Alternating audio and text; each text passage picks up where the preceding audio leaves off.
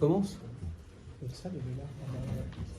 Est-ce que tu peux faire un zoom sur Jean-Marc? Bon, c'est pas la peine. C'est automatique. Ça vaut pas le coup. Bien, bonjour. Cette présentation sera sur le site. Donc tous les sites que vous voyez, c'est pas la peine si vous prenez des notes, vous pourrez y avoir accès. Alors, si j'ai mis le lien sur mon livre, c'est évidemment pour que vous l'achetiez, mais c'est surtout pour vous signaler que je l'ai écrit l'été dernier et je l'ai publié en novembre avec un titre qui était Pourquoi Ocean Infinity n'a pas trouvé l'épave. Donc j'avais anticipé qu'il ne trouverait pas l'épave. Et quand tu m'as proposé de faire une conférence, souvent il y a des conférences apparemment dans l'AG, j'ai dit bah voilà, moi je veux bien le faire. Et tu m'as dit mais est-ce que tu fais ta conférence si Ocean Infinity trouve l'épave? J'ai dit non, mais pas de problème, de toute façon ils ne trouveront pas l'épave. Donc voilà, nous sommes aujourd'hui.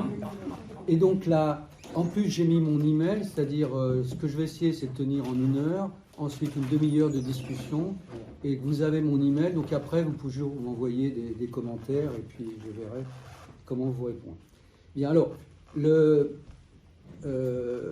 livre il fait 150 pages, j'ai 80 slides, donc en fait je vais faire ma présentation en 2 parties. La première partie en une demi-heure, c'est en fait ce qui s'est passé depuis, ce qui vient de se passer récemment, puisque Ocean Infinity n'a pas trouvé l'épave, et donc je vais vous raconter ça. Ensuite, je vais faire un résumé plutôt sur l'environnement politique de mon livre. Ça sera la première demi-heure. Et alors après, je vais aller très vite et je vais pratiquer ce que je fais souvent, c'est que le cerveau humain, vous êtes capable en quelques secondes de lire un slide complet plus rapidement que le temps que je mets à vous lire la première ligne. D'accord? Donc je vais rythmer la présentation des slides après avec beaucoup d'images. Je vous laisserai quelques instants pour lire et puis après je vous dirai les points importants qui sont en rouge. D'accord? Donc voilà. Donc la première demi-heure, c'est ça. La deuxième demi-heure, accrochez vos ceintures et surtout pour la deuxième demi-heure, elle n'apportera pas grand-chose à ceux d'entre vous qui ont déjà acheté et lu le livre. Voilà. Alors, blanc, d'accord. Alors, qu'est-ce qui fait que j'ai une certaine légitimité à travailler sur ce sujet? Vous le voyez. Alors, en groupe, au sein de l'Académie derrière l'espace, n'est-ce pas, monsieur l'ex-président, j'avais suggéré que très rapidement, donc en 2016, on fasse un dossier. C'est pas un dossier sur l'enquête, c'est qu'est-ce que ces disparitions d'avions, quels sont les problèmes. Donc il est sur le site, et à la suite on s'est posé la question, et je ne sais pas si Claude Roche est présent, qui présidait, on s'est posé la question, c'est bien joli éventuellement de peut-être détecter, comment peut-on détecter qu'il y a un problème dans le cockpit, et comment peut-on éventuellement intervenir? En plus que parmi les nombreux idées complotistes autour de la disparition du MH370, a flotté l'idée qu'il y avait peut-être un logiciel installé par Honeywell qui aurait permis de récupérer le contrôle de l'avion à distance. Alors, tout ça, ça pose des problèmes. On a vu les problèmes que ça posait. Quand sur les 737 MAX, on met un logiciel sans prévenir les pilotes. Donc voilà. Alors pourquoi j'ai mis l'autre dossier? C'est parce qu'il y a un problème sur les rôles respectifs du CCO, d'une compagnie aérienne, n'est-ce pas? Un CCO d'Air France que j'ai visité nombre de fois, et le rôle du pilote. Alors aussi, ces 2 dossiers, c'est la particularité que on a fait ça avec Jean-Paul, et notamment le deuxième, c'est lui qui a dirigé ça avec l'Académie de Marine. Voilà. Bon, alors, où j'en suis là? Alors, le premier point, c'est un point sur lequel je diffère avec Jean-Paul. Je pense que ce n'est pas le plus grand mystère de l'aviation, parce qu'en fait, on connaît plein de choses. Par contre, voilà. Je vais vous expliquer ce que c'est que ces échecs, de ce qui vient se passer. Alors, vous verrez, j'ai mis beaucoup de photos de personnes pour essayer de personnaliser. Parce que souvent, on fait d'autres documents qui ont été faits, c'est très technique, mais on ne voit pas apparaître les personnes. Alors que je pense que c'est une histoire de personnes. Et donc là, ça c'est le commandant de bord, et vous voyez derrière, il est devant un simulateur. Hein, d'accord? Alors, est-ce que c'est une image recomposée ou pas? Est-ce que c'est son simulateur? Bon, voilà. Alors, quand je dis que ce n'est pas un mystère, c'est qu'il y a deux documents officiels. Le plus important, c'est le document qu'a fait Inmarsat. Et donc là, vous avez la photo de Mark Dickinson, que j'ai eu l'occasion de rencontrer, et qui a vraiment été peiné, enfin touché, du fait qu'on dise qu'il avait triché, qu'ils avaient truandé les informations. Alors que pour ceux qui connaissent un peu ce qu'est Inmarsat, une société qui fournit depuis des années des informations pour les bateaux, je ne vois pas pourquoi ils iraient risquer de ruiner leur réputation. Donc voilà. Et donc ils ont fait un travail remarquable. Le point après, c'est important parce que c'est le début de ce qui est aussi, ce que vous verrez dans mon livre, les interférences entre le pouvoir politique et l'enquête. Ça arrive que des bureaux enquête accidents ne soient pas totalement indépendants du pouvoir politique et qu'il y ait des influences politiques. Et puis le gros document, c'est le rapport d'investigation, qui a été critiqué parce qu'il n'y a pas le pourquoi, il y a le comment, il y a beaucoup de choses. Il a été validé par le BOA.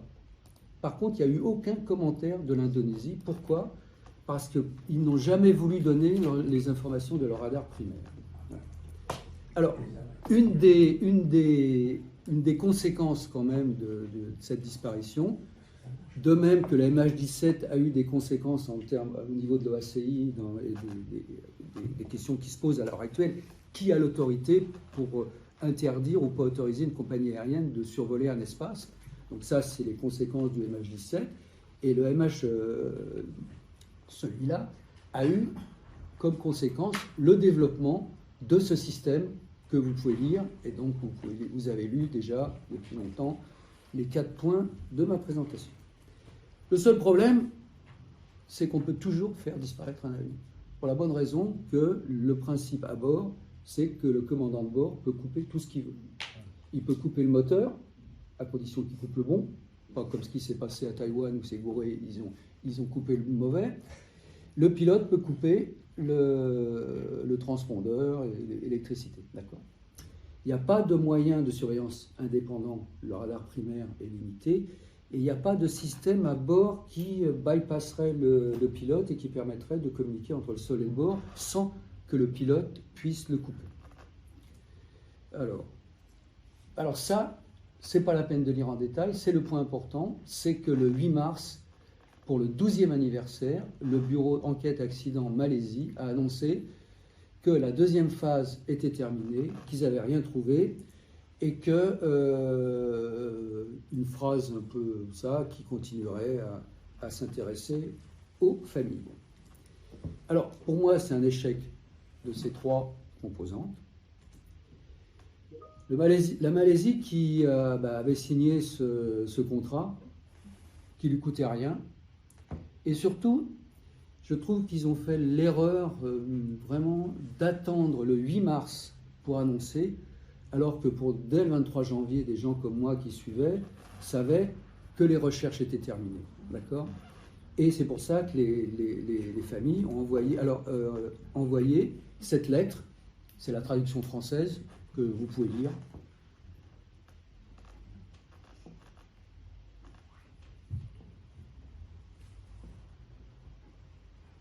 D'accord? Vous avez lu? Alors, Ocean Infinity. Alors, Ocean Infinity, c'est... Voilà, j'ai essayé de trouver ce genre d'informations. Alors, le contrat à mon avis, ils ont dépensé plus que leur bénéfice annuel. D'accord. Alors, c'est évident, enfin, c'est évident pour moi, que c'était de la com parce que le business de Ocean Infinity, c'est ce qui est écrit là, avec des enjeux qui sont des enjeux plus importants que jamais. Et comme vous le verrez tout à l'heure, j'ai une petite vidéo, en fait, ces données sur le fond de la mer, ils peuvent les vendre. Ils vont peut-être les vendre, on le verra. Et surtout, c'était l'occasion, ça c'était l'ancienne génération des armadas, ces bateaux. Vous voyez, c'est des bateaux usines, et en bas, c'est les drones. Parce que c'est un ensemble. Le bateau et les drones, c'est cet ensemble qui fait les outils de recherche. 30 Et- secondes, Jean-Marc, Ouais. excuse-moi. Il semblerait que les gens à l'extérieur n'aient pas de son. Normalement, c'est le son de la salle. Je n'ai pas la maîtrise là avec cette Non, mais là, interface. il est allumé ou pas? Ça, c'est le mien, ça. Et ça? Ça, c'est autre chose. C'est le son là. Oui, normalement, c'est le son là. Oui, mais On n'a touché à rien. c'est la salle qui décide. Hein. C'est automatique. On a le son. Bon. C'est bon? Oui, nous entendons. Bon. Alors, et donc ça, c'est la nouvelle génération des Armada d'I-86. Hein. Vous pouvez les voir sur Marine Traffic. Hein. Parenthèse, en ce moment, c'est intéressant de voir Marine Traffic dans le détroit d'Ormuz. Et donc, voilà le bateau le 8605 qui a fait ces recherches. Et donc, là, le MH370, c'est de la pub d'Ocean Infinity pour cette nouvelle génération de bateaux. Alors, ce contrat, voilà, j'ai mis en rouge qui est un point important. Ils n'ont donné aucune information sur leur zone de recherche. D'accord ? On ne sait pas pourquoi ils sont allés là. La fois d'avant, ils étaient allés à peu près dans le même coin. On ne sait pas pourquoi ils ont allé. Enfin, ça. Vous avez vu que les familles voudraient qu'il y ait une extension parce que je n'arrive pas à savoir, puisque ce contrat, il n'y a rien d'officiel, s'il est pour quelle durée. Ça. Alors surtout, ce qui est important, c'est la dernière ligne. Je vous dis que dès le 23 janvier, on savait que c'était arrêté pour la bonne raison que l'Armada est parti de Perse, il a coupé son transpondeur, comme dans le détroit d'Ormuz, les bateaux, ils coupent leur AIS. Enfin, certains bateaux, notamment la flotte fantôme des Russes, là, et donc il a coupé son AIS, il est parti de Perse, vous voyez, on voit Fremantle, il est allé à Pago Pago, voilà. Et il y a 4000 nœuds, la vitesse c'est 10 nœuds, je vous ai dit, c'est pas un bateau super rapide, et donc il a mis 18 jours, voilà. Et pendant 18 jours, il avait coupé son transpondeur. Alors Pago Pago, c'est un territoire un peu comme américain. Si vous avez du temps, vous allez voir ce qu'est les îles Samoa américaines, US Samoa. C'est un peu comme l'autre État américain là, dont on parle beaucoup. Non. Non, pas le Groenland. Porto Rico. C'est à peu près le même statut que Porto Rico, mais c'est paumé au milieu du. Alors aussi, moi j'ai eu du mal parce que quand je n'arrivais pas à savoir à quel jour il arrivait, parce que je n'avais pas repéré que c'était juste sur la ligne de changement de jour. Bon, bref, voilà. Alors la recherche, vous savez, quand je ne sais pas si vous êtes déjà allé en Australie ou en Chine, on a tendance à plaquer la carte de France sur ces pays-là quand on regarde une carte. Sauf que l'Australie, c'est la même taille que l'Europe, d'accord ? Et que l'océan Indien est grand. Et puis surtout, c'est un peu vanté. C'est-à-dire que l'endroit où sont les recherches, vous voyez l'Australie, les 40e Ogissant, c'est là où passe aussi le vent des globes. Donc il y a du vent. Et donc, pour faire des recherches dans ce coin-là, pendant 3 semaines, ils ont fait les recherches. Un bateau qui était soit à l'arrêt, soit à 10 km. Je peux vous dire, ça roulait et l'équipage, il a souffert. Hein. Donc, c'est pas un endroit de plaisir. C'est pour ça que les recherches, ils peuvent les faire que pendant l'été austral là-bas et pendant l'hiver. Et donc là, on va pas tarder à arriver dans l'hiver austral. Donc, de toute façon, c'est râpé pour cette année, si je puis dire. Ça sera au mieux l'année prochaine. Bon, voilà.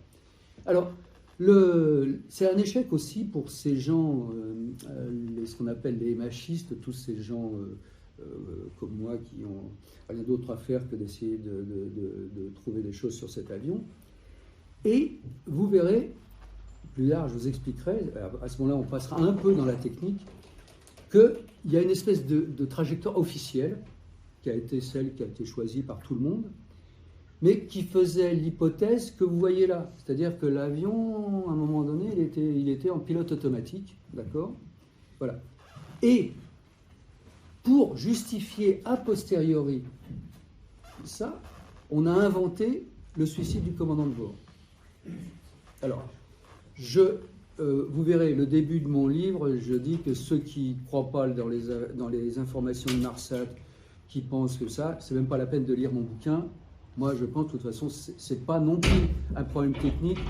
Il y a, comment il s'appelle, Xavier Tillerman, le rédacteur en chef d'Ere Cosmos, a inventé une option technique auquel j'ai rien compris. Je n'ai même pas sûr si vous comprenez. C'est le seul qui continue à avoir une vague idée que ça peut être un problème technique.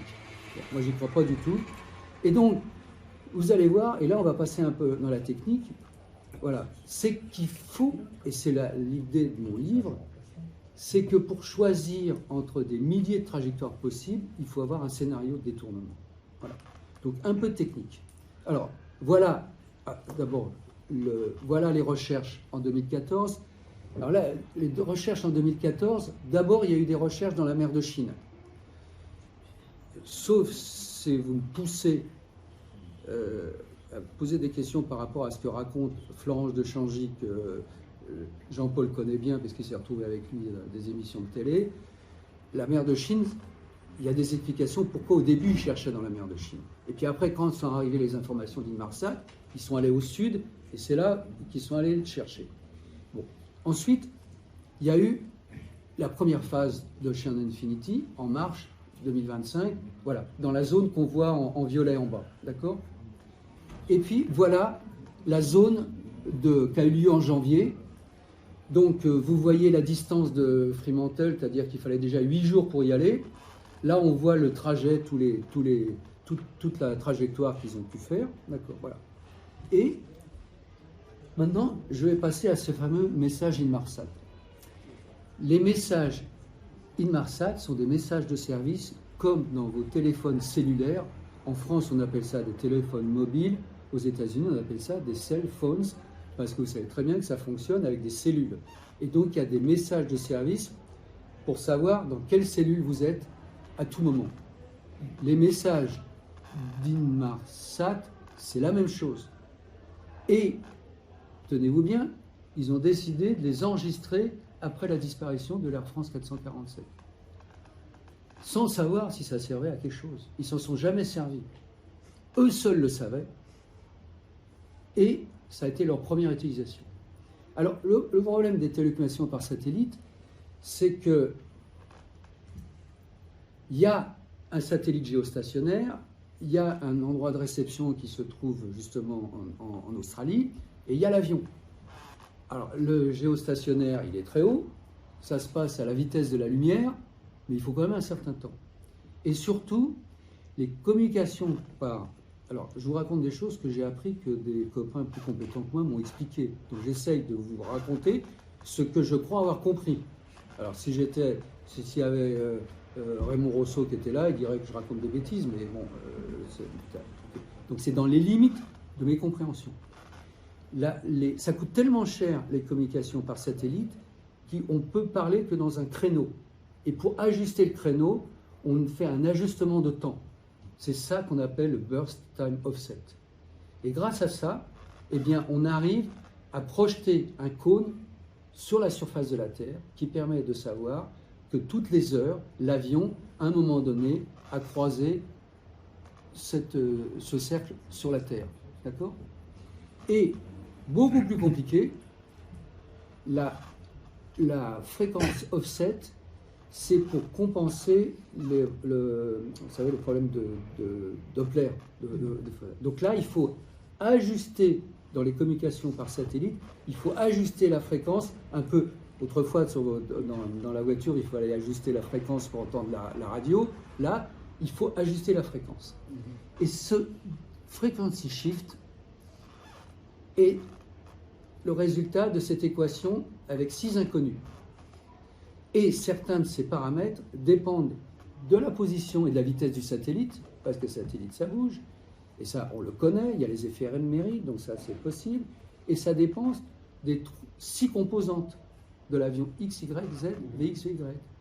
Et si vous voulez faire, il existe un tableur qui a été fait par un professeur de je sais pas où, à Singapour, je crois, vous rentrez les données, les 3 composantes, et à la fin, vous vérifiez que les valeurs que vous avez calculées sont proches des BFO qui a été enregistré. Et si la différence est de moins de 7 Hz, bingo, ça veut dire que votre trajectoire est valide. Mais, à l'inverse de ce que les gens pensent, ce n'est pas le BFO, le BTO qui permettent de calculer la trajectoire. Il faut faire des hypothèses de trajectoire. Et pour faire des hypothèses de trajectoire, il faut faire des hypothèses opérationnelles et techniques de la trajectoire de l'avion en fonction de sa consommation de carburant, de tout ça. Et dans le document d'Inmarsat, ce qui est écrit là en rouge, c'est ça. Ils disent que c'est un exemple et qu'il y a une trajectoire potentielle. D'accord?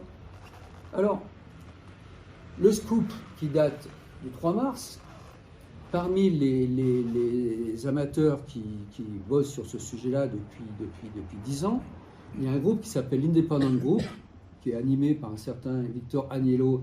J'ai pas la bonne version, ça s'écrit pas comme ça, j'ai pas pris la bonne. Si Agnello, ça s'écrit pas comme ça, ça s'écrit I-A-2-N-E-L-O. Alors, ce site, c'est des, comme on dit poliment, des sodomisateurs de coléoptères.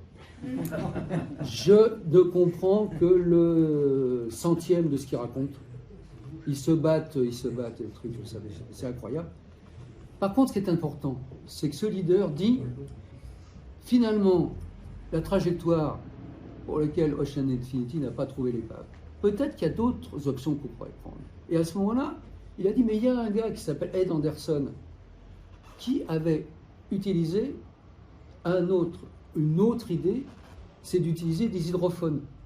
Et donc, Ed Anderson, il a fait ça en 2019, et j'avais été en relation avec lui. Et dans le rapport, alors évidemment, c'est une des annexes J du rapport, il est déjà évoqué l'idée d'utiliser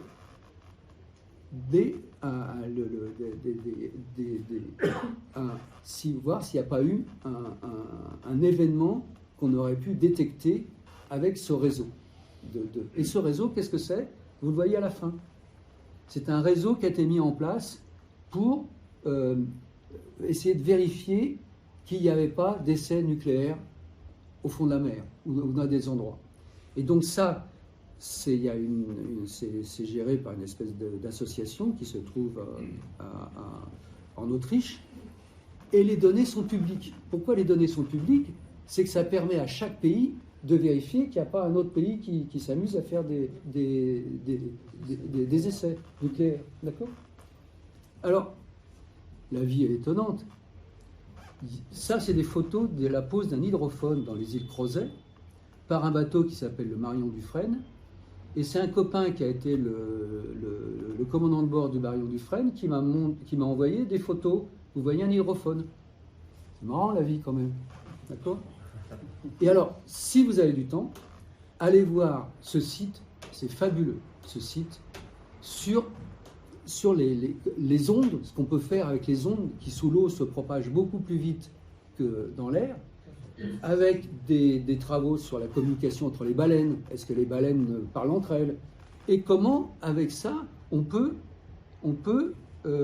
détecter non seulement les bancs de poissons, mais savoir quel type de bancs de poissons, parce que la façon dont les poissons bougent leur nageoire, les ondes sont différentes. Et c'est là-dedans qu'il y a un chapitre qui s'appelle « How Sound Used to Monitor Nuclear Testing ». Et quel résultat? Voilà l'endroit où ce monsieur a vu qu'il y avait un problème dans cet endroit qui est au sud de Sumatra. D'accord? Et voilà la trajectoire qu'il propose. Alors pour ceux qui ont lu mon bouquin, cette trajectoire, elle est dans mon bouquin. D'accord? Et là, j'ai pas le pointeur, je ne sais pas s'il y a un pointeur là-dessus. Non. Là, ce que vous voyez très mal, c'est où ça tourne. C'est des îles qui s'appellent Coco Island, et après, ça passe au-dessus de Christmas Island. Alors, Coco Island et Christmas Island, comme toujours, quand on bosse sur des sujets, on apprend des tas de choses sur l'histoire. C'est des îles qui sont australiennes, et qui ont la particularité d'avoir des cocotiers et surtout des crabes. C'est là où il y a les crabes migrateurs. Et les gens vont là-bas pour visiter. Alors ce qui est moins drôle, c'est que Christmas Island, c'est aussi un endroit où les Australiens, qui sont très gentils avec leurs boat people, les mettent dans un centre de rétention. Voilà. Donc, voilà.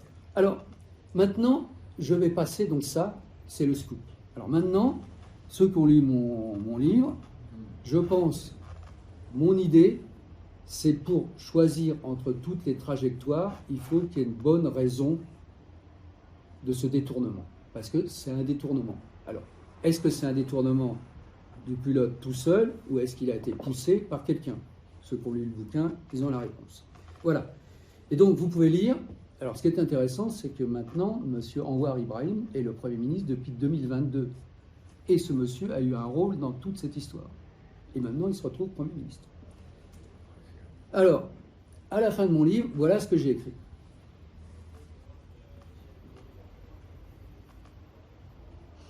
Quand j'ai écrit même les démocraties, évidemment, j'ai pensé que la France en faisait partie. Alors, j'ai certes, et vous verrez qu'il y a de la corruption, mais il y a des progrès en Malaisie, il y a une presse indépendante, il y a une justice qui est de plus en plus indépendante. Ouais. Donc, à la limite... Voilà. Et donc, vous pouvez lire le texte qui est là.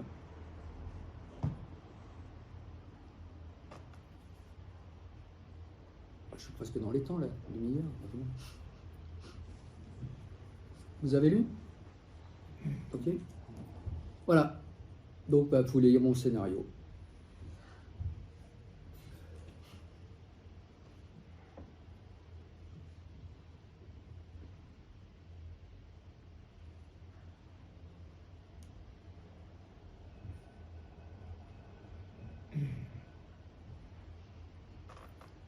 C'est bon? Non. Encore une minute, monsieur le bourreau. Comment? Comme disait. Bon, bah vous me dites, c'est bon.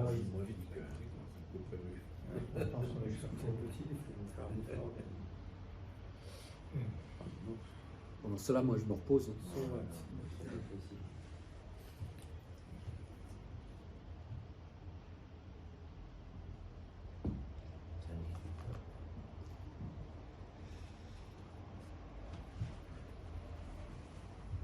C'est bon? C'est bon. Alors, la Malaisie. Alors là je dirais, là, tout ce qui est parti là, c'est comme dans les séries ou dans les films, c'est les bonus. D'accord?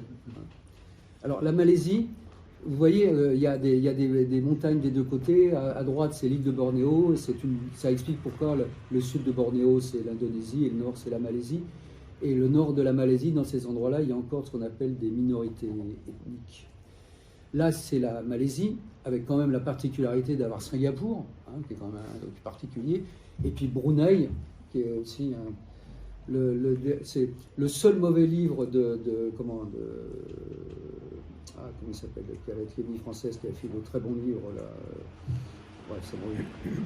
Le seul livre qu'il a fait sur Brunei est mauvais. Enfin bon, c'est pas grave. Voilà. La Malaisie. Ce qui est important, il y a eu au début quelques problèmes, a été le créateur de cette association.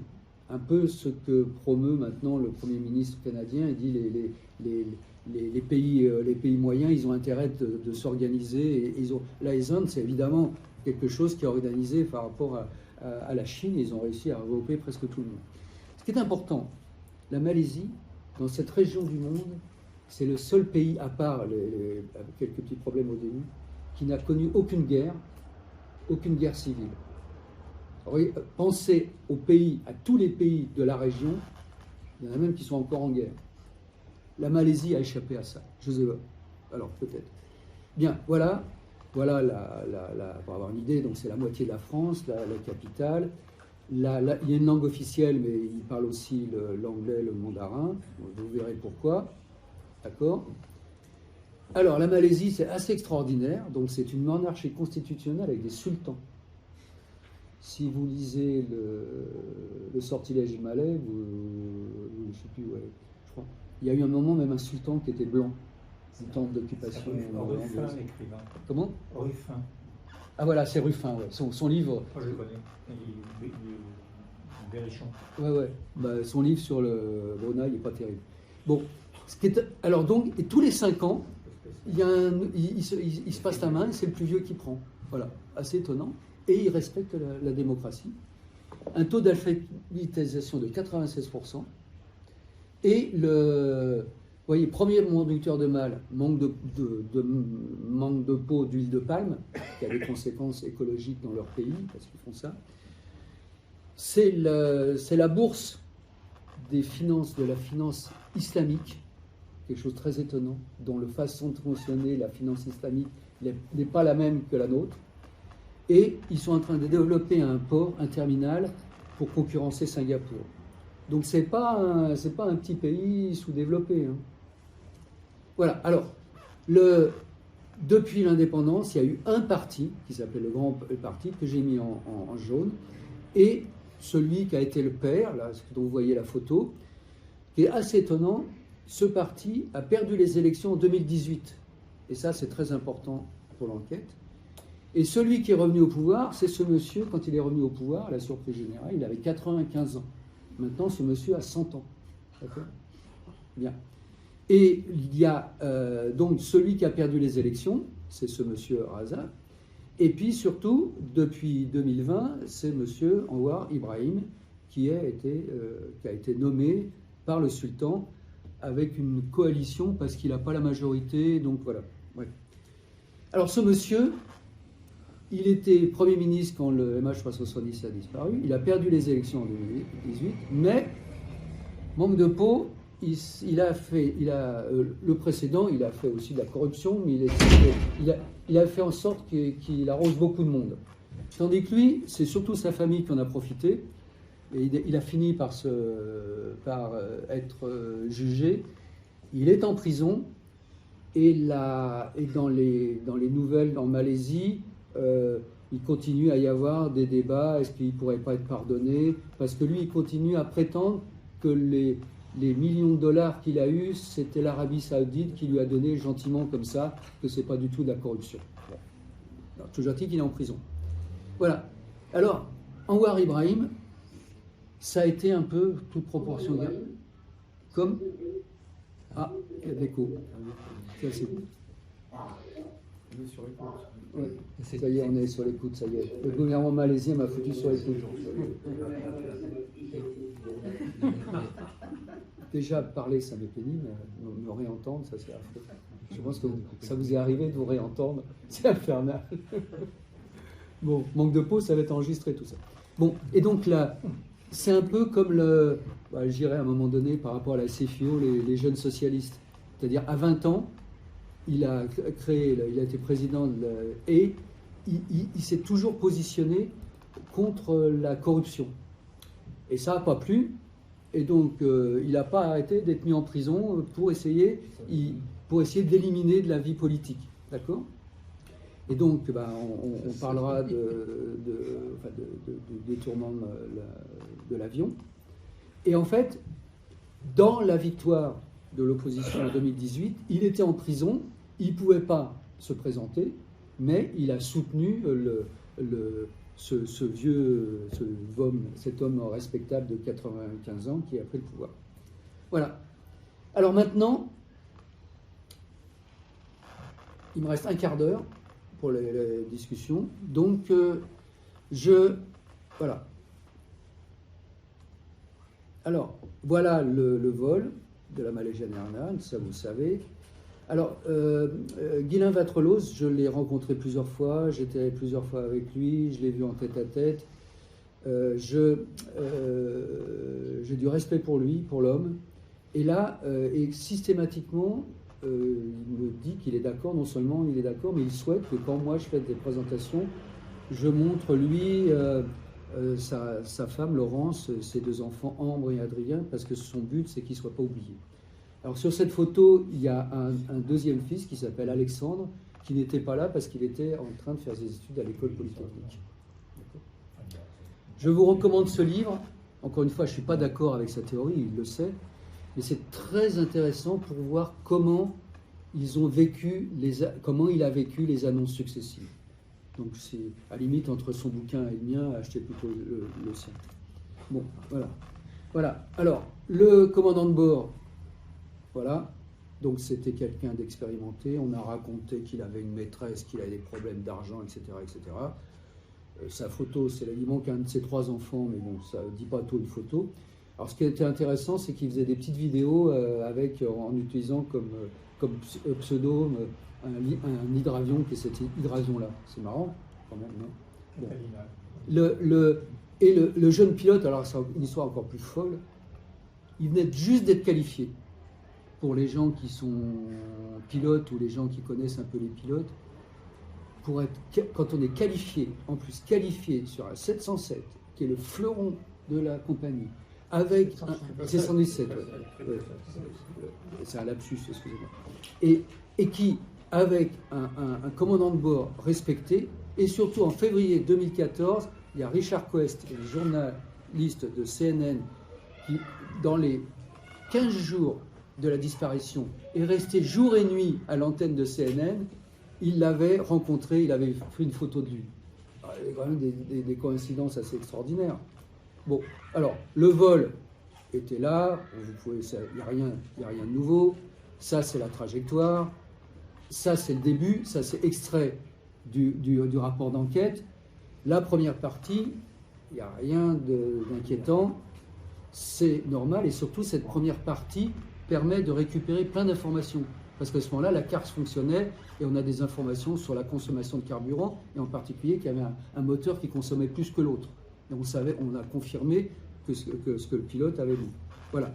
Alors, là, le moment où il s'interrompt, alors là, ça c'est aussi pour les gens qui connaissent l'ATC, choisir le détournement au moment du transfert de fréquence, en plus dans un espace qui avait été délégué à la Malaisie, vous ne pouvez pas faire mieux. C'est le meilleur moment. Alors pourquoi? Ce que j'explique, et c'est aussi ça qui m'intéresse dans mon livre, c'est de montrer à quel point le contrôle du trafic aérien, dans le monde entier, est encore fondé sur la VHF, sur des méthodes. Comme j'ai eu des postes de responsabilité dans ce domaine-là, je pense que j'ai raté mon coup, parce qu'on continue à utiliser la VHF. Bon. Donc, alors la deuxième heure de vol, alors là c'est aussi plus extraordinaire. Il s'est planqué pour ne pas être repéré par les militaires. Il a suivi une voie aérienne, et en plus entre deux espaces. Et donc les militaires, ce qu'ils essayent d'observer, quand ils ne sont pas en train de dormir, ça, c'est les avions pénétrants, mais les avions qui sont à la frontière. Alors dans mes copains de l'Académie de l'air et de l'espace, il y a des anciens militaires, des gens qui ont des hautes responsabilités, qui vont dire « Oh, c'est des nuls, nous en France, on n'aura jamais... » Effectivement, en ce moment, ils sont un peu sur les dents, mais il y a 20 ans, il y avait des avions russes qui traversent tout l'espace aérien sans qu'on s'en rende compte. Donc, dire que les militaires malaisiens sont des mauvais, moi, je ne crois pas. Alors, en plus, voilà le genre de trafic qu'il y a. À cette heure-là, il y avait encore du trafic. D'accord? Là, c'est le détroit, vous pouvez aller sur Marine Traffic, ça c'est le détroit de Malaya. Et donc, quand il a coupé, et on sait qu'il a coupé l'électricité parce qu'à un moment, l'électricité s'est remise, et à ce moment-là, les messages Inmarsat ont redémarré, mais de façon anormale. Donc on sait que l'électricité a été coupée, puisqu'elle a été remise de façon anormale. Et donc, c'est déclenché une turbine qui permet d'avoir un minimum de fonctions dans le cockpit, parce qu'au début, il a dû faire du pilotage plus ou moins à la main, en regardant au sol, parce que c'était les jours, et puis après, c'était plus confortable quand même de remettre en service le système. Mais en attendant, il a piloté l'avion avec le minimum d'informations, et c'est arrivé avec un avion de la LATAM qui a eu ce problème, coupure complète d'électricité, et grâce à la rate, il a réussi à se poser. Heureusement qu'il y a encore des pilotes dans les avions. Et là, il n'y avait plus de TICAS, l'anticollision, et en fait, il devait faire de la détection, surtout pas, avant, le plus longtemps possible, il n'a pas remis en service parce que le TICAS, les avions en face l'auraient repéré, donc il a dû regarder s'il n'y avait pas d'avion en face. Bon, voilà, l'avion a été piloté, il n'a pas disparu, voilà les différents messages d'Inmarsat. et les débris. Alors les débris, là, vous les voyez à peu près. On a la localisation des débris, le fait, en suivant les couleurs, si on en est sûr, si c'est almost certain, etc., etc. En particulier, le fameux flapon, le flapon qui était à La Réunion, il est considéré comme sûr. Malgré Florence de Changy qui dit que c'est faux et que non seulement l'avion a été descendu en mer de Chine, mais c'est les services secrets américains qui ont transporté le flapon à La Réunion. Impossible. Hein, d'accord ? Impossible. Impossible, on est d'accord. Bon, voilà. Alors, le problème de beaucoup de simulations, parce que Boeing a travaillé aussi, c'était l'avion était non piloté, puis à un moment, il n'y a plus de carburant, paf, il s'est cassé la figure. Et quand un avion se casse la figure à sa hauteur, en général, il y a plein de débris. Or, il n'y a pas eu de débris. À un moment donné, il y a eu un satellite, vous savez, les satellites français qui s'appellent, qui avaient dit qu'ils avaient peut-être trouvé des débris, mais en fait, ce n'était pas des débris, c'était des bateaux. Et alors là, il y a quelque chose d'étonnant, c'est un ami qui est d'origine grecque, qui a fait ce que le bureau, le service technique. Alors, le flapon, il est toujours en France parce que c'est une pièce à conviction dans l'enquête policière que fait la GTA, qui est toujours en cours. Donc, qui est donc toujours dans les locaux de la DGA, dans un service qui a fait une étude de la constitution du matériau, des questions pour savoir si le flapon était aligné ou pas, etc., mais n'a pas fait vraiment d'études approfondies. Alors, soit ils n'ont pas l'idée, soit ils font. Et donc, mon copain Argyris a fait une étude, et cette étude, avec sa compétence et des outils informatiques extrêmement puissants, sa boîte était spécialisée dans ce genre de choses. Par exemple, elle a fait des études après l'accident du Lockheed, là, pour essayer. Et donc, son analyse, qui est aussi dans mon bouquin, explique comment l'avion, en fait, le pilote, même s'il était expérimenté, il a raté son atterrissage. Et à ce moment-là, l'avion ne s'est pas éclaté en petits morceaux, mais s'est éclaté en gros morceaux. Il y a quelques petits débris au bord qui sont tombés. Vraisemblablement, la cabine étant complètement pressurisée, c'est pour ça qu'on n'a pas vu de gilet de sauvetage. D'accord ? Et alors, bon,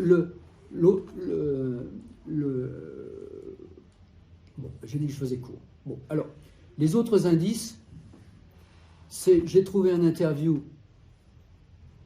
dans War Ibrahim, d'accord ? Vous savez que le commandant de bord, la seule responsabilité qui reste au commandant de bord, c'est de décider la consommation de carburant. Parce que tout le reste, la préparation des vols, c'est le CCO. C'est comme le capitaine d'un porte-container. Le remplissage des containers, le routing, tout ça, c'est fait à partir d'un CCO. Les CCO, j'ai visité celui de la CMA CGM, qui ont copié ça sur le CCO d'Air France. On en parle d'ailleurs dans le dossier avec Jean-Paul. Et la seule autorité qu'il a, c'est de vérifier que la ligne de flottaison n'est pas en dessous de l'eau. Tout le reste, voilà. Et donc, le commandant de bord a la responsabilité de mettre ou pas de carburant. Bon, aux États-Unis, le dispatcher, il y a une co-responsabilité entre le dispatcher et le commandant de bord. Pourquoi ? Parce qu'un avion, plus vous le remplissez, plus il consomme. Et donc, il faut trouver un équilibre, pas mettre trop. Et le commandant de bord a rajouté beaucoup plus de carburant que ce qui était nécessaire pour aller, avec même les aéroports de déroutement, comme vous savez. Et puis surtout, il a passé un coup de téléphone sur le tarmac. Et ça, un pilote qui passe un coup de téléphone sur le tarmac avec une carte SIM non enregistrée, c'est quand même un peu bizarre. Voilà. Donc, son simulateur. Alors, le simulateur, son soi-disant simulateur sur lequel on a trouvé des trajectoires dans le sud. En fait, là aussi, un hasard, le FBI était là parce qu'ils avaient un contrat pour aider la police malaisienne à se développer. Et donc, quand les Malaisiens, Jean-Paul est allé les voir, ils étaient un peu paumés à ce moment-là, ils ont dit au FBI, venez avec nous, on va faire la perquisition chez le pilote.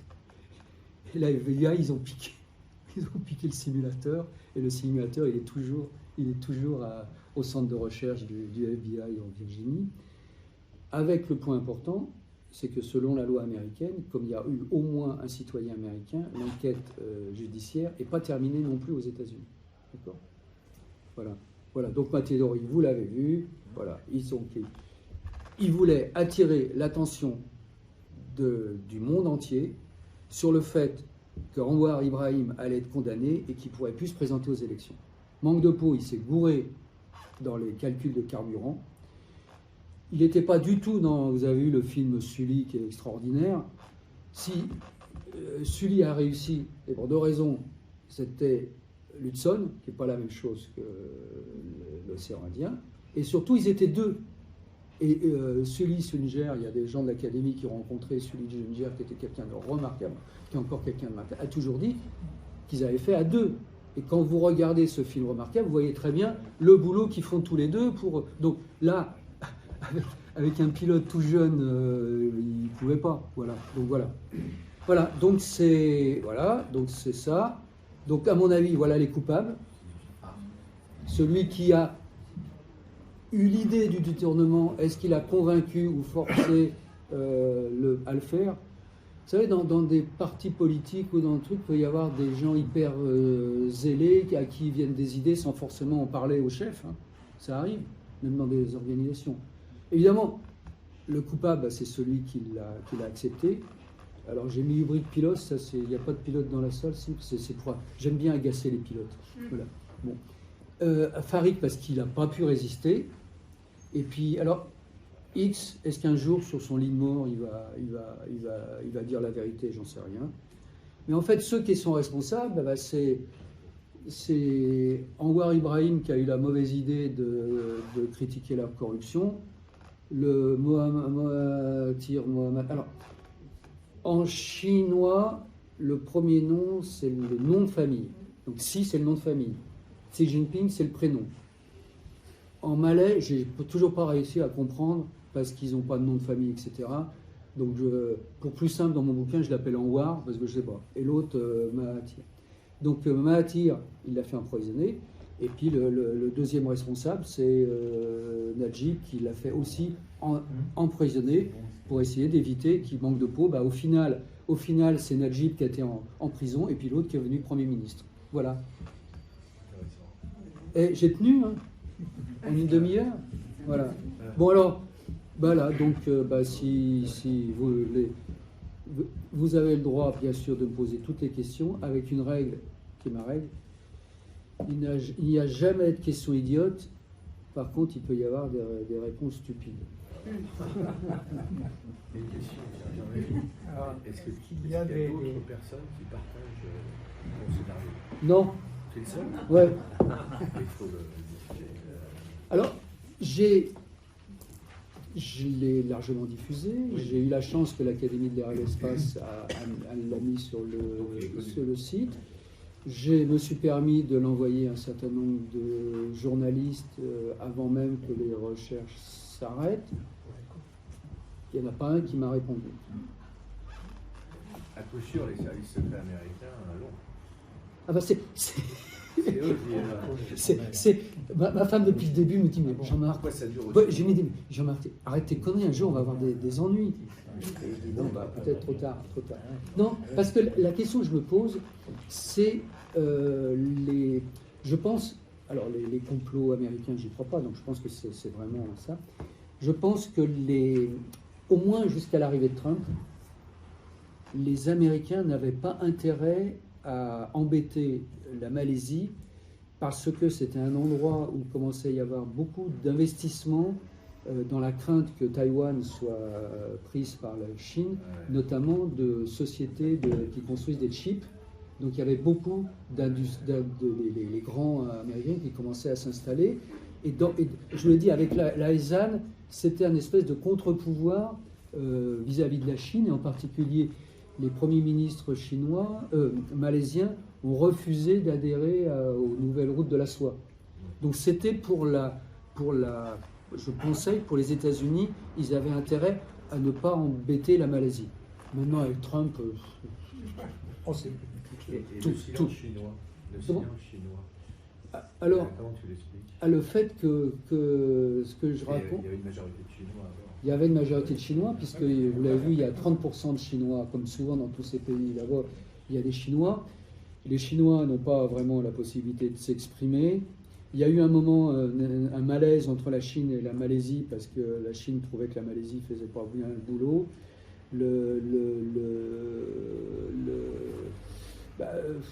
J'ai pas vraiment accès à des médias chinois.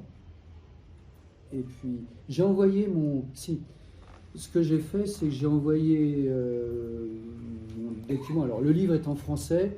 Les deux annexes, elles sont en anglais.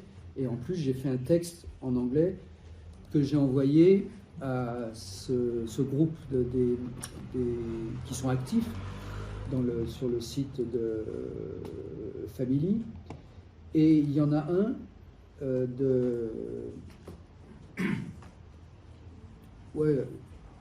si on a le temps, je vous montrerai. Ce qu'on peut voir, je peux montrer aussi autre chose. J'y vais vite. Là, allez voir des vidéos sur ce qu'on découvre au fond de la mer maintenant. D'accord ? C'est fabuleux. Fabuleux. La vie au fond de la mer, des sources d'eau chaude, la vie vient de là. Allez voir. Il y a des vidéos. Bon, j'en ai. Bon, voilà. Et donc voilà. Voilà la... En arrière, c'est ça, en arrière, je ne sais plus faire, comment on fait, voilà. Ça, c'est les gens avec lesquels je suis en relation, d'accord. Et donc, à qui j'ai envoyé ce document? Alors, Grace Nathan, c'est une avocate qui vit à Londres, mais son père était le délégué de la navigation aérienne malaisienne dans le cadre de l'OACI en Chine, d'accord. Et donc, le seul là-dedans qui m'a répondu, c'est Narendran, là, qui est d'origine indienne.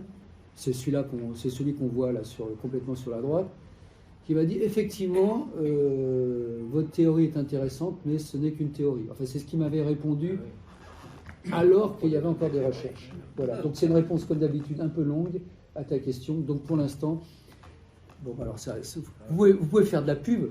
Moi, surtout, mon bouquin. D'abord, comme d'autres autour de la table qui ont bossé, d'abord ça m'occupe, c'est passionnant à faire. Et puis surtout, dans mon petit village, j'ai fait plusieurs conférences et ça m'a permis, comme vous disiez pour la DNA, d'expliquer ce qu'a été mon métier, parce que c'est un peu compliqué hein, dans nos amis et la famille de savoir quel était notre boulot de la navigation aérienne. Alors en plus, sur moi, les systèmes informatiques pour contrôler le trafic aérien, alors là, bon bref. Et donc, ce bouquin m'a permis d'expliquer qui je suis à mes amis et mes voisins dans mon petit village des Moutillans. Voilà. Bon, autre question. Oui, concernant la détection radar. Un radar en route, normalement, eu égard à l'altitude à laquelle devait voler l'avion, c'est au moins 250 nautiques. Et la détection d'un radar primaire est indépendante de l'avion. Ouais. Et tu as dit que, la Malaisie n'a pas voulu donner les enregistrements. Oui. Pourquoi? Non. Ah, c'est l'Indonésie. Ou l'Indonésie. L'Indonésie n'a pas voulu. La Thaïlande a trouvé des traces parce qu'après coup ils ont enregistré. Et dans le rapport d'enquête, il y a le résultat des enregistrements radar de la Malaisie. Ah d'accord. Ouais. Et donc, le radar primaire ne donne pas la direction. Ah bah non, le radar primaire. Il donne même pas il donne. Et en plus, le radar primaire, c'est 2D. Donc il a fallu faire des calculs extrêmement compliqués pour essayer. Oui, enfin bon, on suit la trajectoire avec le radar primaire. Oui, mais ça donne pas la trajectoire future. Ah, et ben, dans le rapport, il y a la trajectoire. Alors pour continuer avec Florence de Changy, elle dit que c'est pas le vrai avion, que en fait c'est un faux avion qui a été affrété par les services secrets américains. Non, pour répondre à ta question, oui, il y a une détection radar primaire et les Indonésiens n'ont pas voulu le donner parce que la grosse question dans ces pays-là, c'est que ces pays-là, souvent, ils achètent du matériel, des avions, des radars. En général, ils donnent la responsabilité à un général qui va partir en retraite de négocier le contrat pour pouvoir avoir des pots de vin pour leur retraite. Mais après, il ne suffit pas d'acheter les radars, il faut les installer, il faut mettre des groupes électrogènes et de faire la connexion. Donc il est vraisemblable qu'en fait, ils n'ont pas voulu donner l'information, c'est parce que leur radar, il ne marchait pas. Mais c'est de la médisance pure. Ouais.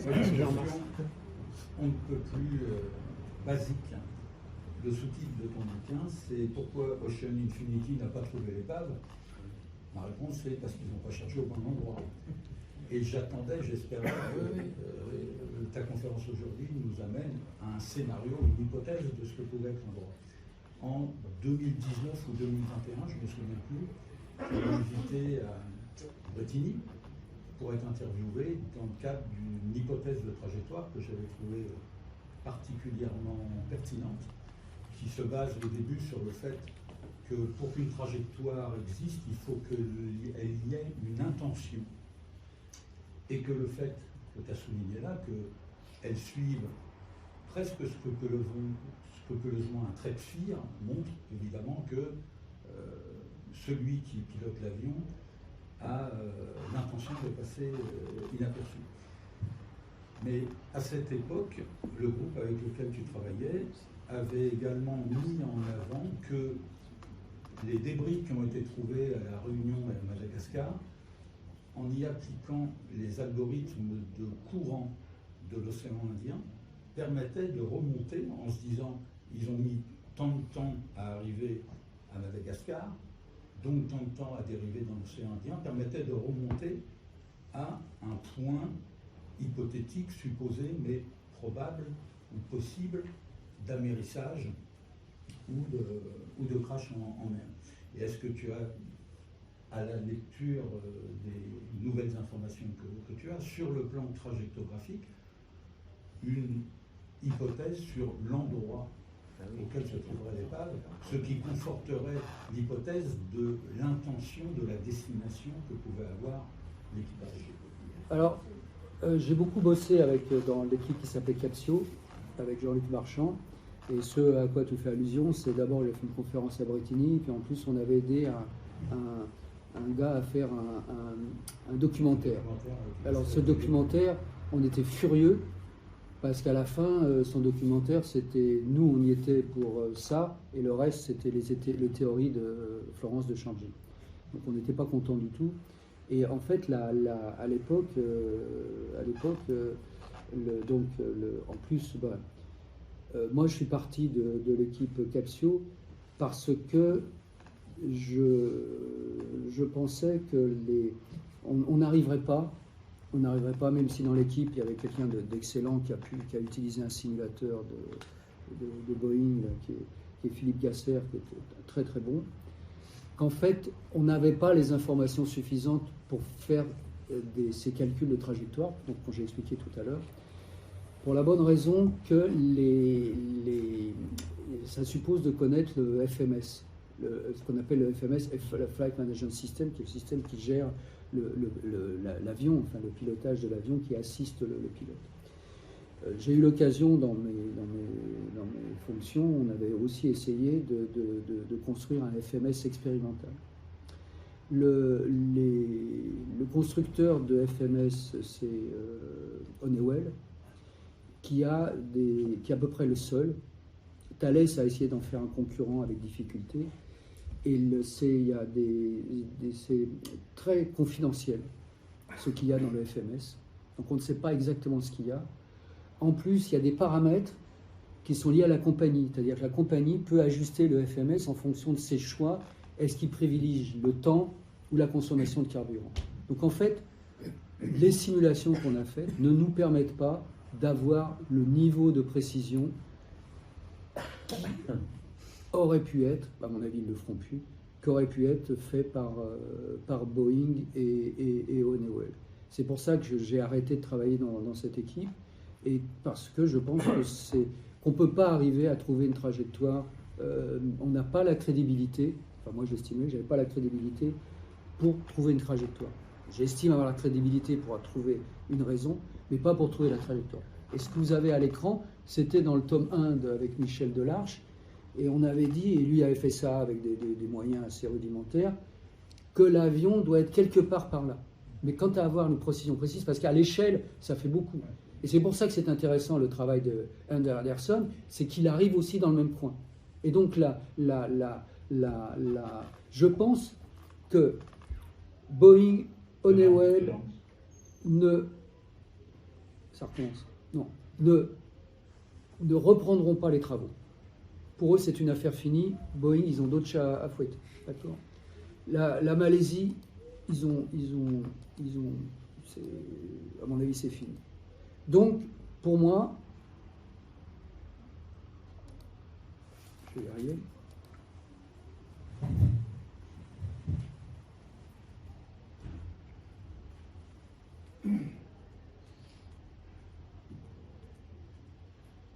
Voilà. Avec les enjeux de la recherche sous-marine, un jour cette épave sera trouvée par hasard. Voilà, c'est mon sentiment.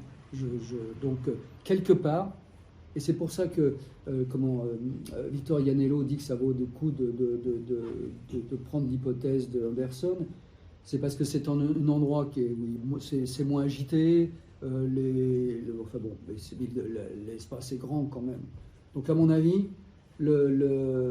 ça sera découvert par hasard.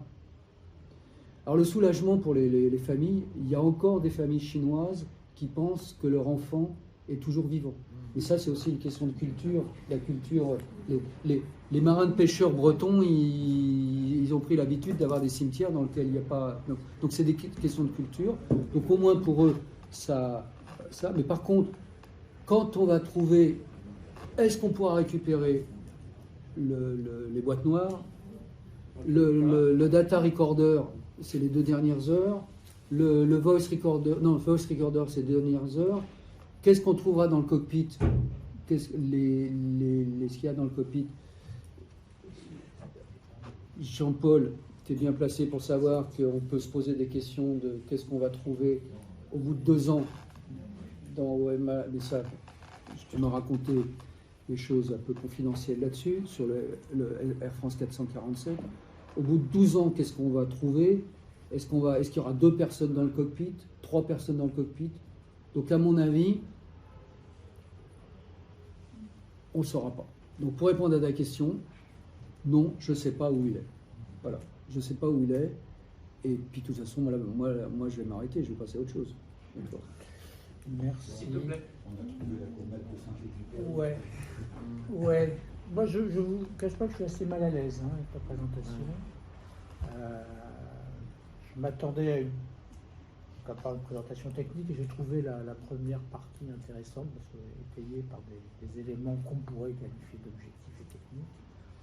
Par contre, j'ai trouvé la deuxième partie politique, étayée par aucun élément de preuve. Et quand on se met à désigner des coupables, moi, mon éducation, c'est que il faut faire preuve de prudence et avoir vraiment des éléments extrêmement tangibles pour je dirais, mettre des jugements aussi radicaux. Lis le livre. Et je ne lirai pas le livre pour cette raison-là. Bon, donc tu ne sauras pas. Donc Mais parce que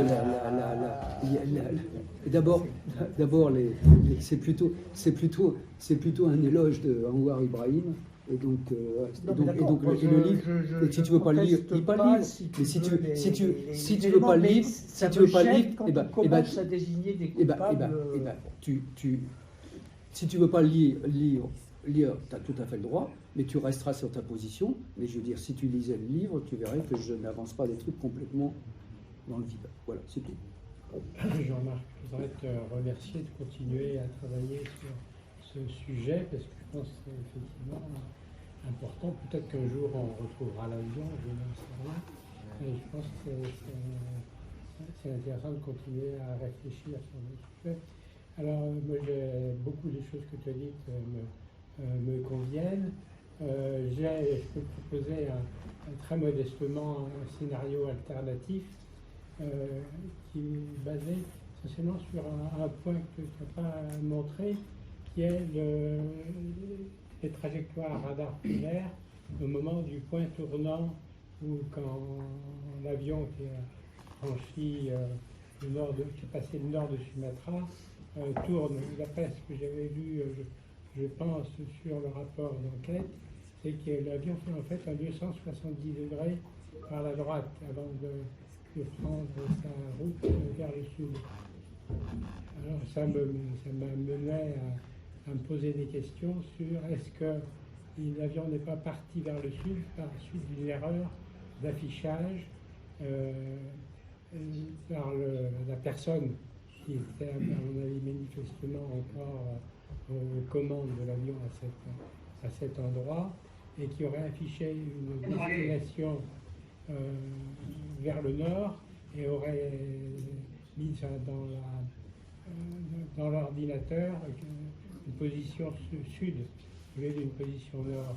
Parce qu'en fait, mon hypothèse du scénario, c'est que ce serait plutôt dans la lignée des attentats ouïghours, qui étaient très nombreux à ce moment-là, puisque la disparition du MH370, c'est le 8 mars 2014, que le 1er mars, c'était un attentat à la gare de Kunming, que le 28 octobre, c'était un attentat à Tiananmen, le 30 avril, c'était un attentat à la gare d'Urumqi, et le 6 mai, c'était un attentat à Canton. Et tous ces attentats ouïghours, donc j'imaginais qu'il aurait pu, quelqu'un qui détourne un avion chinois essentiellement, à destination de Pékin, et essentiellement plein de Chinois, pouvait espérer soit le poser pendant des otages, soit le cracher sur une ville ouïghour comme Urumqi. Et donc ce serait intéressant de regarder si, en regardant la symétrie d'Urumqi par rapport à l'équateur, on n'aurait pas une trajectoire qui serait intéressante à étudier. Non, mais j'avais regardé l'histoire parce que ça fait dans les rumeurs qui ont sorti, ont eu tout de suite après, il y a eu cette idée que ce soit un attentat fait par les Ouïghours. En plus, la Malaisie avait refusé d'extrader des Ouïghours qui avaient réussi à s'échapper d'un camp de concentration chinois. Ils avaient réussi à s'échapper et la Malaisie avait refusé. Ils étaient passés par la Thaïlande, ils étaient arrivés en Malaisie et la Malaisie avait refusé de les extrader. Donc l'histoire des Ouïghours, je l'ai suivie. Mais par contre, le départ, je vois pas où tu trouves que l'avion serait parti vers le nord. Il est parti vers le sud. Le pilote aurait eu l'intention de partir vers le nord et aurait affiché des coordonnées géographiques en affichant la latitude sud au lieu de nord. On a des exemples d'accidents où une erreur sur un digit suffit. Et après ça, il aurait imaginé cette trajectoire complètement. Il n'aurait pas imaginé, il ne s'en serait pas rendu compte. Attends, pas rendu compte de faire une trajectoire qui retourne au-dessus de la Malaisie, qui suit cette voie aérienne, qui redescend vers l'océan Indien, tout ça, avec un. On ne sait pas qui était au commande.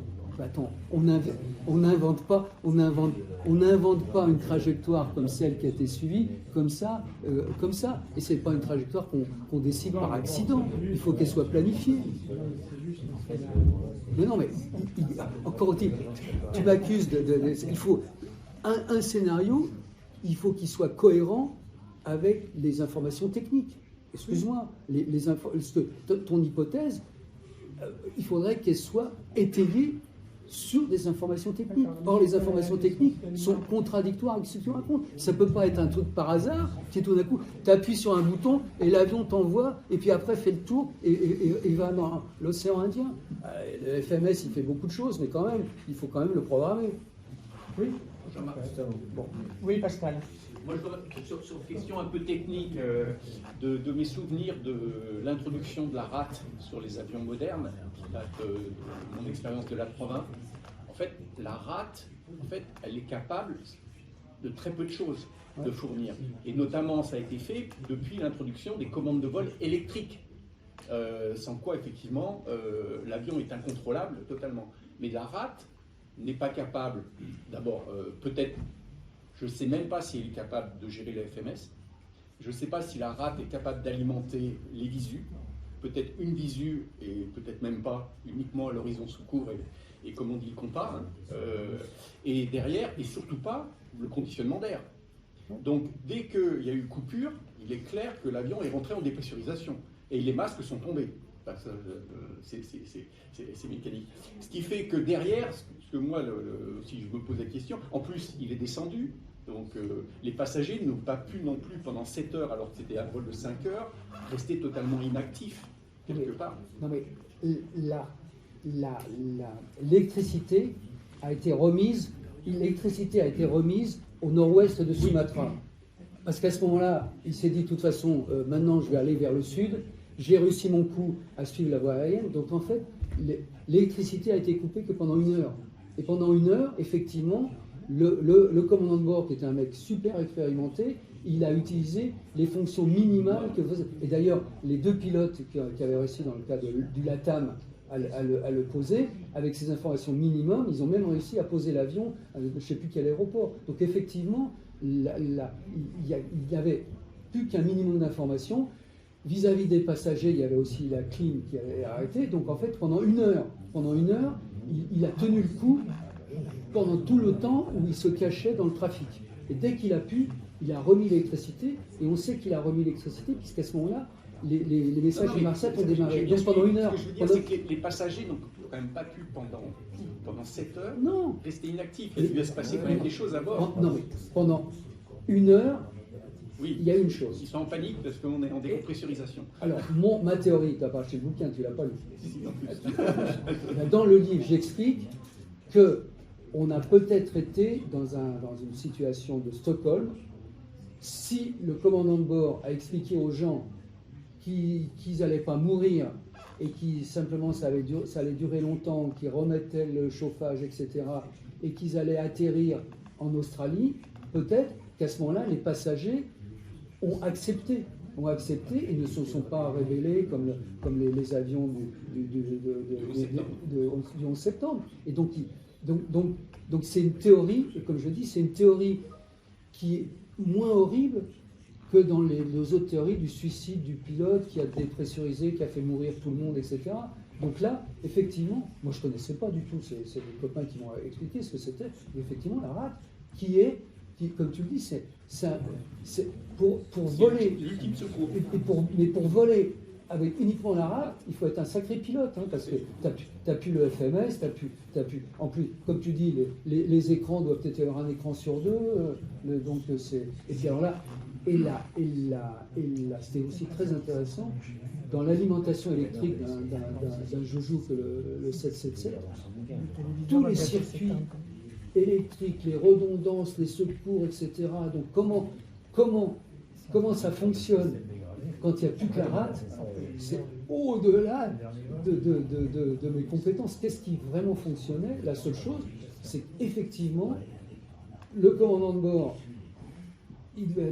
c'était un bon, et au début, les gens devaient être un peu inquiets, et puis il leur a peut-être expliqué ce qui se passait, et à ce moment-là, ils ont été rassurés. Manque de peau, c'est pas aller jusqu'au bout. Donc c'est mon explication de ce qui se passait. Ça fait partie des choses à l'appui de mon scénario pour le rendre crédible et compatible avec ce qu'on connaît en termes techniques. Voilà. Jean-Paul. Il y a une question dans le chat. Ce scénario, ces hypothèses, c'est très intéressant. Mais ce que je dois dire, c'est qu'il n'y a aucun enjeu en matière de sécurité aérienne.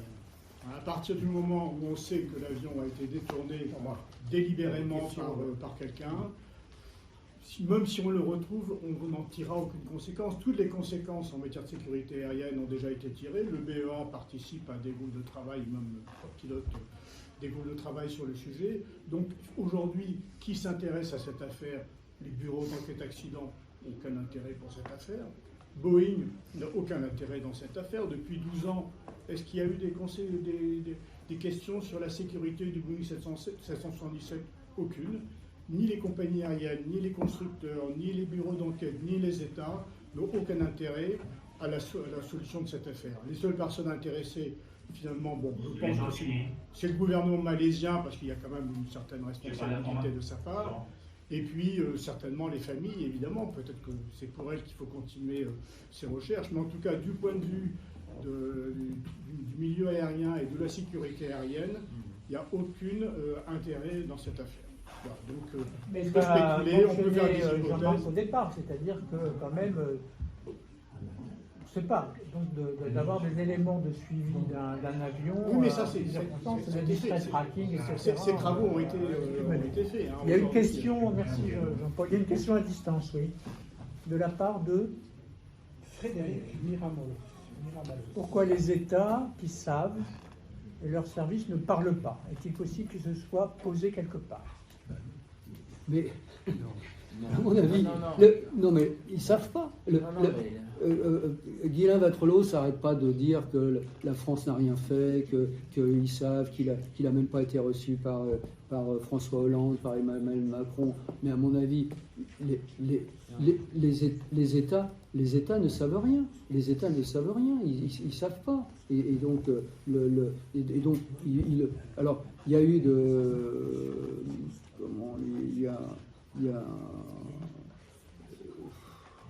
je crois, enfin, à mon avis, quant aux enquêtes juridiques,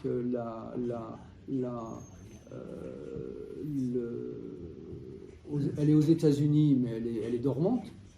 Et en France, bon, il y a Guylain Vatrelos qui relance, il y a son avocate là, qui est l'avocate des causes perdues, là, qui est José Dosé. Elle le relance, mais j'ai été interviewé par la GTA, mais ils ont lancé des commissions régatoires. Ils sont allés aux États-Unis pour savoir si, pour interroger Honeywell ou interroger Inmarsat, pour savoir si Inmarsat avait triché sur les données. Mais de toute façon, les données, elles sont publiques. Non seulement Inmarsat a fait le boulot, mais a rendu toutes ces données publiques. Et donc, moi, je pense que les États ne savent rien. Ok, merci. Une dernière question, peut-être? Oui, juste un petit témoignage rapide, parce que c'est moi qui ai ramassé, en fait, traité le flapperon, qui était la première preuve comme quoi l'avion avait été détruit. Ça a permis d'ailleurs aux Chinois d'établir les certificats de décès. Les Malaisiens avaient déjà établi les certificats de décès parce que c'est très, très complexe quand il y a une disparition complexe. Donc voilà, et en plus, j'ai quand même reçu de façon et même exfiltré au volcan et passé quelques heures avec eux à titre humain le patron de la maintenance de la Malaysian Airlines, le chef pilote qui était aussi dans la première équipe d'enquête. Et effectivement, alors moi j'ai un doute cartésien complet et ce doute cartésien complet demeure. Là, en fait, l'éclairage, c'est peut-être une hypothèse pour le premier changement de trajectoire. Mais on ne comprend pas pourquoi on n'arrive pas à localiser l'épave tant qu'on n'a pas le point de chute. En fait, c'est très difficile de reconstituer tout ça. Donc, et au niveau du point, alors c'est vrai, on a pensé à la reconstitution des courants marins. Il y a un point sur le flapperon, et ça, ce sont les moules, les analytes. Ça, je pense, ça aurait été. Alors, est-ce qu'elles ont été analysées? Oui, elles ont été analysées en détail par des grands spécialistes et de façon indépendante? Oui, ça a été fait. Et donc, ça, normalement, on aurait dû... Non, mais malheureusement, les autres épaves, ils ont enlevé les coquillages. Donc le flapperon, c'est le seul sur lequel il reste quelques coquillages. Ces coquillages, ils ont été analysés par 2 bureaux du CNRS au SAM. Et donc l'idée, c'était de reconstituer, de savoir comment ces coquillages avaient pu grossir, s'ils avaient grossi pendant ce temps-là dans des eaux plutôt chaudes ou des plutôt froides. Le problème, c'est que c'est comme les calculs de rétro-courant, ça permet d'avoir une zone, d'ailleurs, mais c'est pas assez précis pour faire ça. Et les zones, les calculs de rétro-courant, avec des difficultés. Parce que le problème des courants, c'est l'effet, comment ça s'appelle, l'effet papillon, là. C'est-à-dire qu'un flaperon, à chaque vague, il peut partir d'une autre direction. Donc, les conditions initiales, à partir des conditions, on change un peu les conditions initiales, et à l'arrivée, on a un résultat très différent. Et donc, en faisant ça à l'inverse, on a une zone qui pourrait aider à trouver la zone à partir des rétrocourants et des coquillages. D'abord, les coquillages, il n'en reste pas beaucoup, et dans les deux cas, c'est plutôt vers le sud de Sumatra que plein sud, d'accord? Donc, d'une certaine façon, c'est aussi plus à l'appui de mon idée que l'avion, il n'allait pas au milieu de nulle part, il allait plutôt vers là.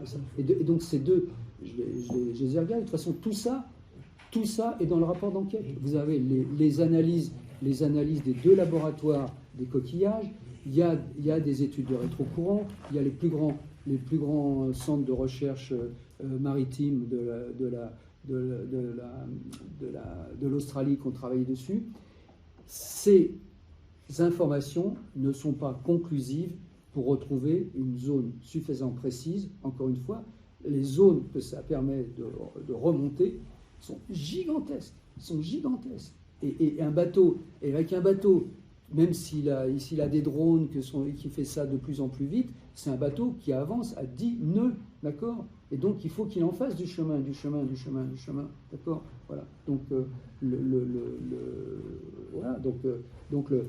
flaperon, et donc le rapport sur le flaperon, puisque le flaperon est toujours en France, sur les coquillages qui sont en France, ces deux rapports sont annexés au rapport d'enquête, entièrement.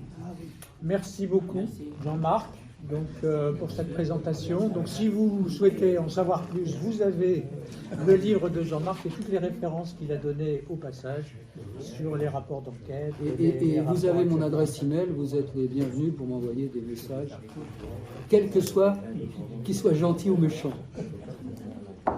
Entendu, merci beaucoup. Donc, merci à tous ceux qui étaient présents aussi de l'autre côté.